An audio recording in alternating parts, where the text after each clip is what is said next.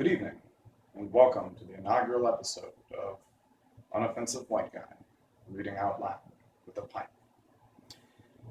I'm your host, the eponymous Unoffensive White Guy, who reads out loud with a pipe. Tonight, I'll be reading you down the dark and twisted path into the rabbit hole of Lewis Carroll's mind. Please join me on this, my descent into madness, with the first canto or three of Mr. Carroll's epic poem, Crime and Reason.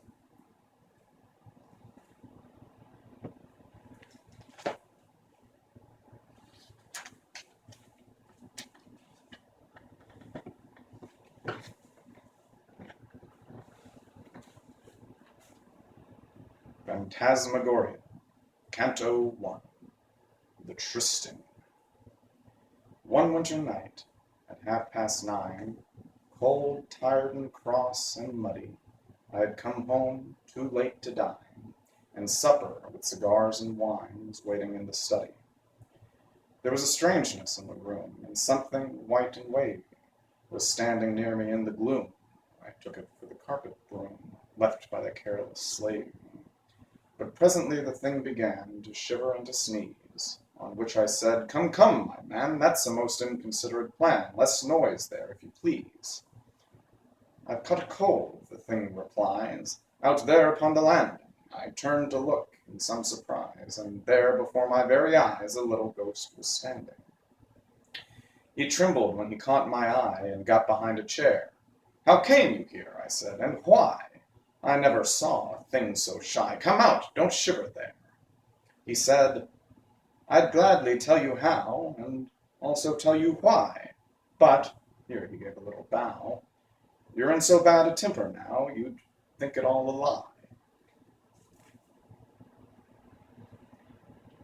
And as to being in a fright, allow me to remark that ghosts have just as good a right, in every way, to fear the light as men to fear the dark."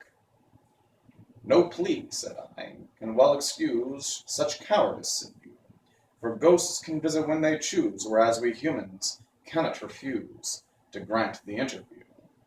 He said, "A flutter of alarm is not unnatural, is it? I really feared you meant some harm, but now I see that you are calm. Let me explain my visit. Houses are classed, I beg to state, according to the number of ghosts that they accommodate. The tenant merely counts as weight, with coals and other lumber. This is a one-ghost house, and you, when you arrived last summer, may have remarked a spectre who was doing all that ghosts can do to welcome the newcomer. In villas this is always done, however cheaply rented, for though of course there's less of fun, when there is only room for one, ghosts have to be contented. That spectre left you on the 3rd. Since then you've not been haunted, for, as he never sent us word, 'twas quite by accident we heard that anyone was wanted. A spectre has first choice by right in filling up a vacancy, then phantom, goblin, elf, and sprite. If all these fail them, they invite the nicest school that they can see. The spectres said the place was low, and that you kept bad wine, so as a phantom had to go, and I was first, of course you know, I couldn't well decline. No doubt, said I, they settled who was fittest to be sent, but still, to choose a brat like you to haunt a man of 42 was no great compliment. I'm not so young, sir, he replied, as you might think. The fact is, in caverns by the waterside and other places that I've tried, I've had a lot of practice. But I've never taken yet a strict domestic part, and in my flurry I forget the 5 good rules of etiquette we have to know by heart. My sympathies were warming fast toward the little fellow. He was so utterly aghast, as having found a man at last, and looked so scared and yellow. At least, I said, I'm glad to find a ghost is not a dumb thing, but pray sit down, you'll feel inclined, if, like myself, you have not dined, to take a snack of something. Though certainly you don't appear a thing to offer food to, and then I shall be glad to hear, if you will say them loud and clear, the rules that you allude to. Thanks, you shall hear them by and by. This is a piece of luck. What may I offer you, said I. Well, since you are so kind, I'll try a little bit of duck. One slice, and may I ask you for another drop of gravy? I sat and looked at him in awe, for certainly I never saw a thing so white and wavy. And still he seemed to grow more white, more vapory and wavier, seen in the dim and flickering light as he proceeded to recite his maxims of behavior.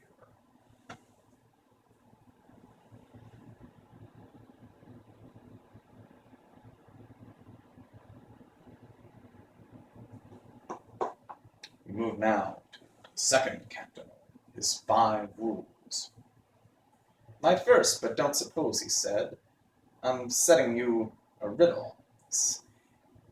If your victim be in bed, don't touch the curtains at his head, but take them in the middle, and wave them slowly in and out while drawing them asunder, and in a minute's time, no doubt, he'll raise his head and look about with eyes of wrath and wonder.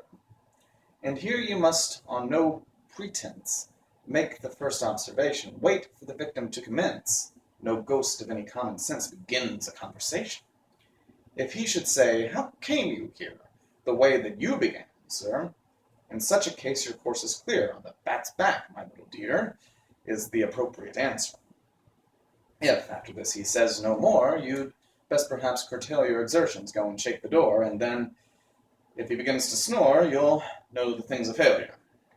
By day, if he should be alone at home or on a walk, you merely give a hollow groan to indicate the kind of tone in which you mean to talk.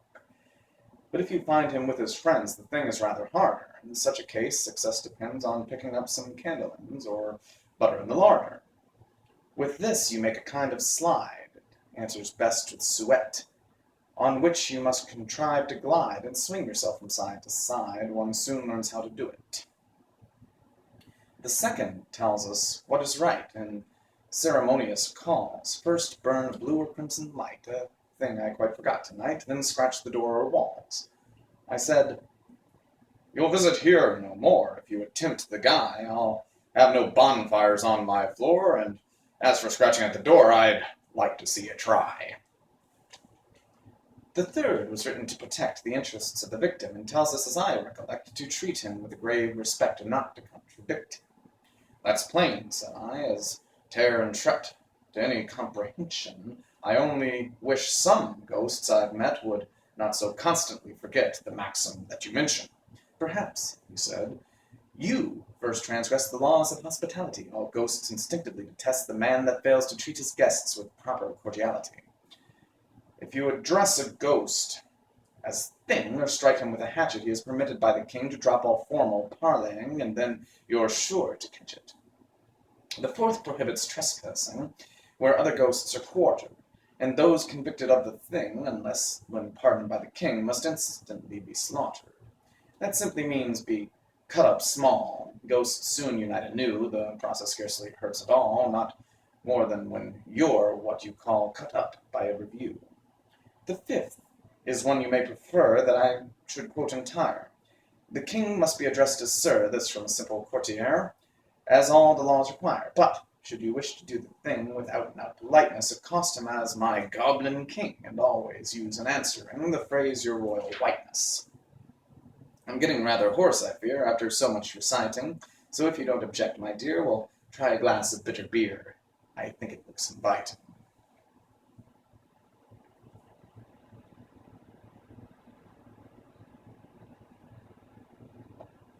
Now we'll move on to Canto number 3, Scaramouches. "And did you really walk," said I, "on such a wretched night? I always fancied ghosts could fly, not exactly in the sky, yet at a fairish height." "It's very well," said he, "for kings to soar above the earth, but phantoms often find that wings, like many other pleasant things, cost more than they are worth. Spectres, of course, are rich, and so can buy them from the elves, but we prefer to keep below their stupid company, you know, for any but themselves.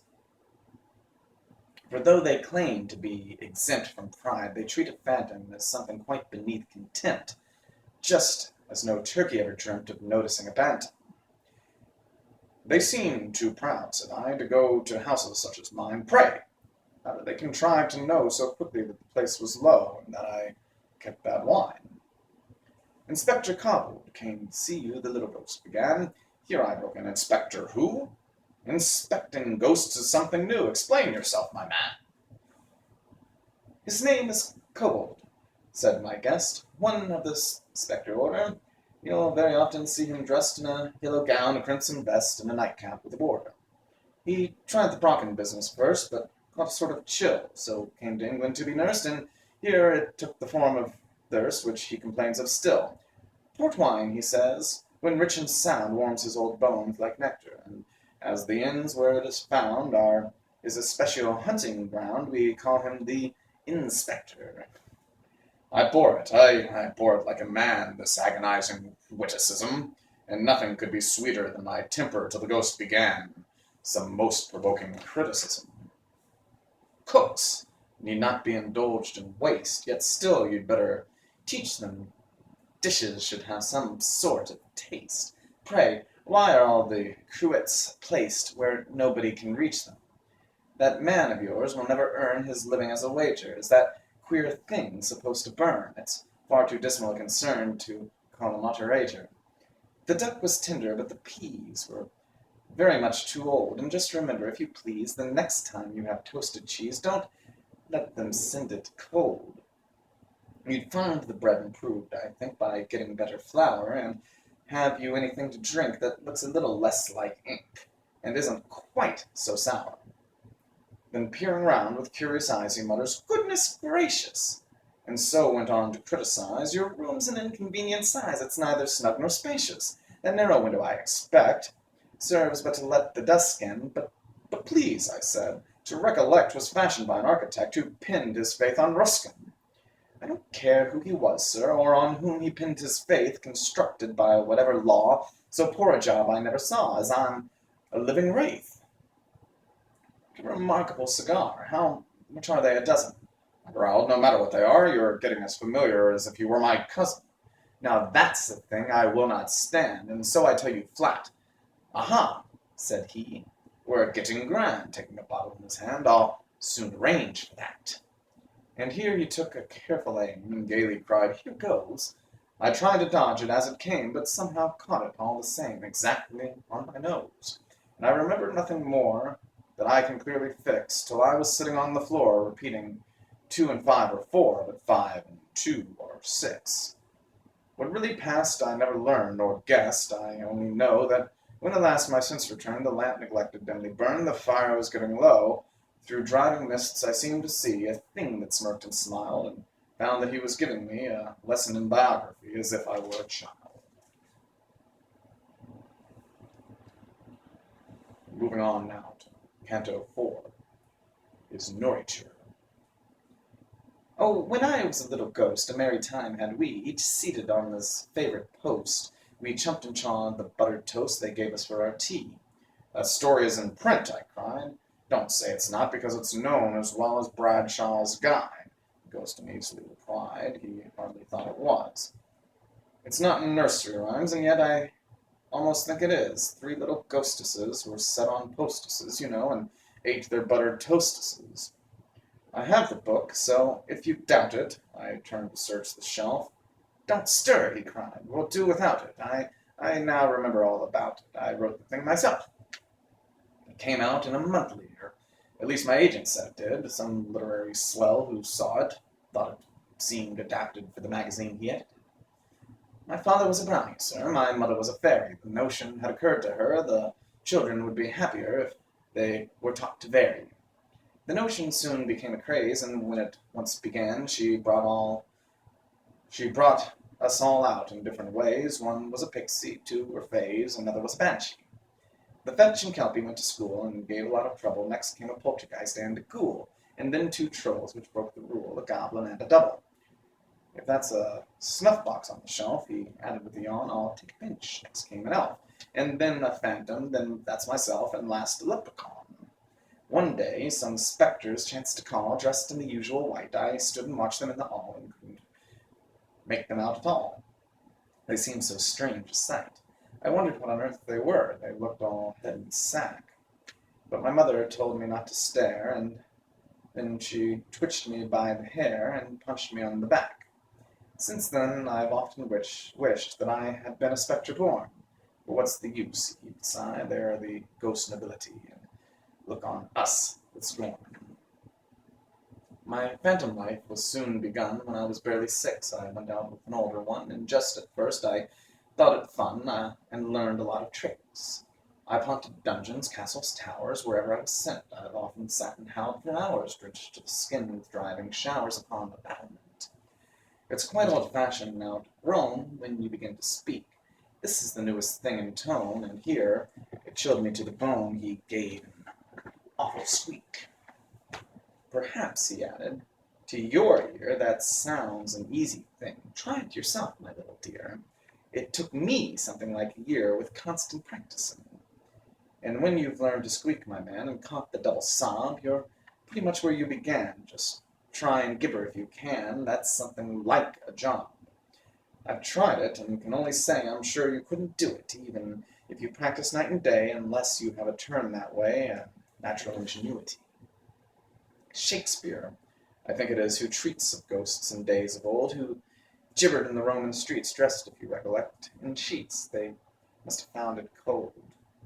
I've often spent £10 on stuff and dressing as a double, but though it answers as a puff, it never has effect enough to make it worth the trouble. Long bills soon quenched the little thirst I had for being funny, and setting up is always worst. Such heaps of things you want at first, one must be made of money. For instance, take a haunted tower, with skull, crossbones, and sheets, blue lights to burn, say, 2 an hour, condensing lens of extra power, and set of chains complete. What with the things you have to hire, the fitting on the robe, and testing all the colored fire, the outfit of itself would tire the patience of a Job. And then they're so fastidious, the haunted house committee. I've often known them to make a fuss because a ghost was French or Russ, or even came from the city. Some dialects are objected to. For one, the Irish brogue is, and then, for all you have to do, £1 a week they offer you, and find yourself in bogies. And that will conclude our reading for this evening. I hope you've all enjoyed this first and inaugural episode of Unoffensive Man reading out loud with a pipe. Thank you for joining us, and I hope to see you again soon.